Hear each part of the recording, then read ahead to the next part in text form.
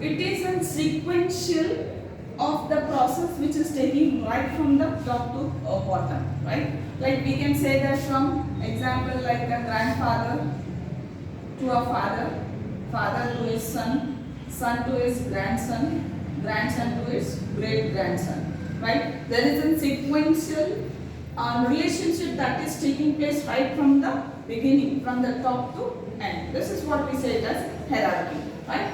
So in operating system, how do we define the process hierarchy? The process hierarchy can be defined like, here hierarchy we have defined like this, right?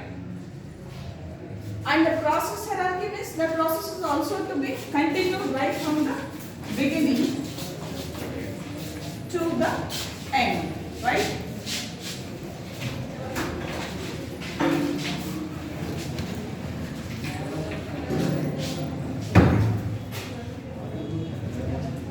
You got the meaning of it now? Process hierarchy. Hierarchy is the sequential relationship that is being carried forward. It is like a chain-like system from the top to bottom. In case of an operating system, the process hierarchy means the process is being continued in terms of a parent as well as a child. This is the same concept in whichever the topic we go with this hierarchy. The hierarchy remains the same, right? Therefore, the operating system permits the user to create as well as to destroy the process. What does that mean? Here, operating system is going to provide the users. It's going to give a permission for the user to create and destroy. Why we say it's in creation as well as in destroy?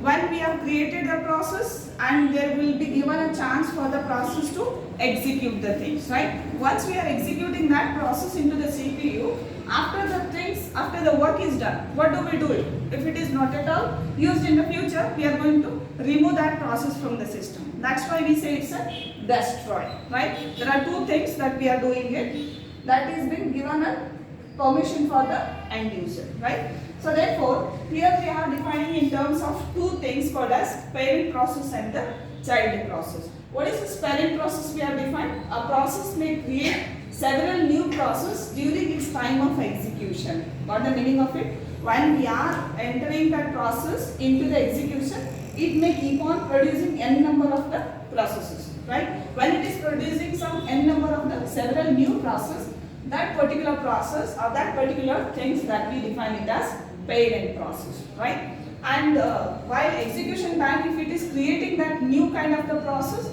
that is called as the child process. Is that clear? So the execution time when it is creating an n number of the process, which is creating n number of process means parent is going to create a n number of process. And the subset of that process will be always a child process, right? Here I have given an example. Let me come to these things later. So here there are different possibilities concerning while creating the new process, right? We have created a process. There is one process called as A is one process. Let us say it as a parent process, and this parent process is going to produce two childs. Say it as B and C, right? This process is entering into the execution means this will be a parent process. While execution, again it is going to produce some two new process or the sub processes of this parent. Therefore, we say this as a child process. While execution of these things, there are two possibilities or the two things that we need to remember is one is execution, another one is sharing, right? Execution means what did I say here? The parent process continue to execute concurrently with its children process. Is that not? Is it or not? When the parent is entering into the execution, if A is entering means parallelly associated with this will be B and C. It will be executing and parallelly it is going to do it. Or it has to wait until all of its children's process have terminated. There are only two possibilities. Once parent is entering, it has to run along with its children, right? Or else what it has to do, parent has to wait until all the process of children gets completed. This is what the meaning of that particular. What do you mean by sharing? Sharing name itself indicated. Sharing means what? It is distributing its resources. And the parent process is been sharing the resources into its child process, or else it's going to share only the part of the resources, or else it is going to share completely the features of it. That is what the meaning of sharing. This is the same thing I have written it down, right? So this process hierarchy is defined by considering an example consider the Unix example. Unix is an operating system. Unix is also another type of an operating system. In that, I have used the two system calls. I have used two system calls. What are those system calls? What do you mean by system call? What do you mean by system call? I told you in the previous class. System call, a call, whenever we are triggering that particular call means it is executed. For example, in your C++, you will be learning about the function. Okay, function call. What is that function call here? Until and unless that particular control transfer to that particular block or that object, you will be knowing that how do we call a function? Object dot method name, right? Like for example, a dot something. This is what our function. Okay. So this is what our function. Once the control reaches to this particular function call means it is going to check into the program where this complete definition, where this complete part of the things is been written out in the program. Means it's going, a control is transferred to that particular block and it's going to evaluate all the lines of the code. Similarly, this system call is the one where the control is transferred to this means it's going to produce the new child process. Fork is the system call which is basically used in a Unix command for creating the new process, right? And exit, as a name itself indicating, exit system call is basically used for closing the current process. That's what I have written, which terminates the current process. Fork edhike use martini andra, we are going to create a new kind of the process at that instance. That kind of the system call is called as a fork system call, and exit system call is used to terminate or end the process of that particular current stage, right? These are the two system calls that we are using under one special type of an operating system called as a Unix, right? So here we have defined A, B, C, D, E, F, H, I, and G. Can you see it's pictorially, it is clearly seen what it is representing? What it is representing? A is a parent process, right? Why do we say A is a parent process? Because this is the root. This is at the beginning. And A is going to produce how many childs? 2 childs. And this initially it is going to produce 2 childs called as B and C. Fine. In turn, this B will become a parent for the subordinates children. That is D, E and F. Again C will also become a parent and this becomes a child. So C is going to produce a child called as G. Right? So again this E and F are not going to produce a new further process. Right? Therefore D is going to produce, means we are using which kind of the system call over here?